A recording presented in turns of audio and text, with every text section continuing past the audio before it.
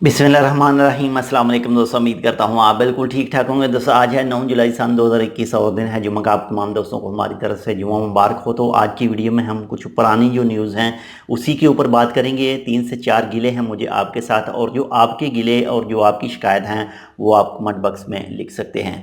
सबसे पहले तो मुझे जो आपसे गिला है वो आप वीडियो को पूरा नहीं देखते, फुल वीडियो को आप नहीं देखते, और नंबर 2 पर आप चैनल को सब्सक्राइब नहीं करते। आप चैनल की वीडियो देख लेते हैं हमारे चैनल की, लेकिन चैनल को सब्सक्राइब नहीं करते।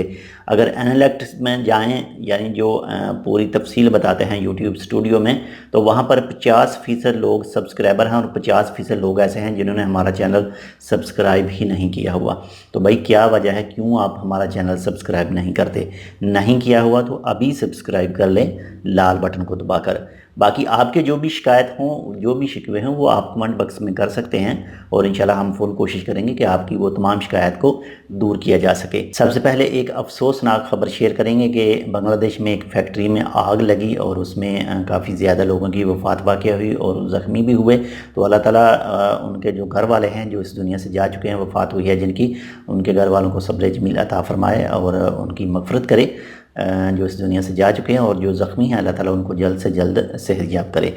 तो बाकी जो पुरानी न्यूज़ हैं वो ये हैं कि बहुत सारे दोस्त कमेंट करते हैं एयरपोर्ट के हवाले से, फ़्लाइट के हवाले से, यानी जो एंट्री है उसके हवाले से, ख़ासकर पाकिस्तान, इंडिया और बांग्लादेश के लिए।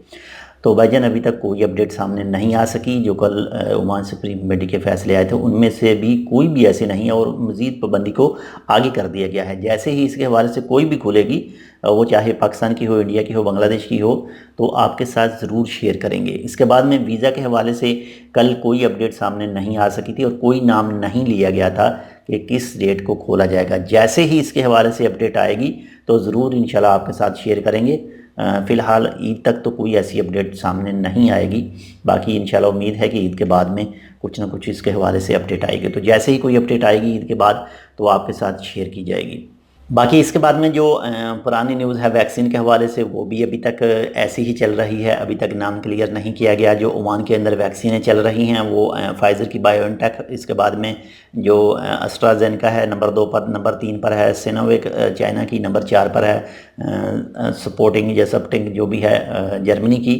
ये 4 चल रही हैं और अनकरीब ही हो सकता है कि अनकरीब जो जॉनसन एंड जॉनसन की वैक्सीन है वो भी आ जाए, क्योंकि ओमान ने वो भी बुक करवाई हुई है। तो आज से जो दफार के हवाले से आज 5 बजे के बाद में कानून चेंज हो चुका है। जिन लोगों को वैक्सीन लगी होगी जो ओमान के अंदर मौजूद हैं, तो कम से कम 1 वैक्सीन की डोज़ लगी होगी, तो वही सलाला खरीफ का मज़ा उठा सकते हैं, सलाला खरीफ देख सकते हैं, जो दूसरे ओमान के दूसरे इलाकों से दफार के लिए जाना चाहते हैं। तो इसके बाद में बात करते हैं। कल एक वीडियो आपके साथ शेयर की थी ओमान एयर की तरफ से, जो ओमान एयर ने कहा था कि जो लॉकडाउन का पीरियड है उसके दौरान भी उनकी फ़्लाइटें आती जाती रहेंगी। तो कुछ दोस्त कमेंट कर रहे थे कि जब इंडिया की फ़्लाइट ही बंद है तो कैसे आ जाएगा। तो भाई दुनिया में 200 प्लस मुल्क हैं और ये 3 से 4 मेन ममालिक हैं जिनकी फ़्लाइट बंद की है। वैसे तो 24 मुल्कों की फ़्लाइट एंट्री बैन कर रखी है, लेकिन 200 से ऊपर ममालिक हैं, तो 24 मुल्कों को निकाल दें, उसके अलावा तो लोग मौजूद हैं। उसके अलावा तो गल्फ़ कंट्री के लोग मौजूद हैं, वो तो आ सकते हैं, वो तो जा सकते हैं, सब चीज़ें हैं। आप जहन से निकाल दें कि खाली हमारे मुल्क वाले जो बांग्लादेश, पाकिस्तान और इंडिया वाले सिर्फ यही ट्रैवल करके ओमान के अंदर आते हैं। दुनिया में दूसरे भी बहुत सारे मुल्क हैं। तो बाकी फिर भी आपका कोई कमेंट हो इस हवाले से या फिर कुछ दूसरा, तो आप कमेंट करके बता सकते हैं कमेंट सेक्शन में। तो इंशाल्लाह मिलते हैं आपसे दूसरी अपडेट के साथ। तब तक के लिए अल्लाह हाफिज़।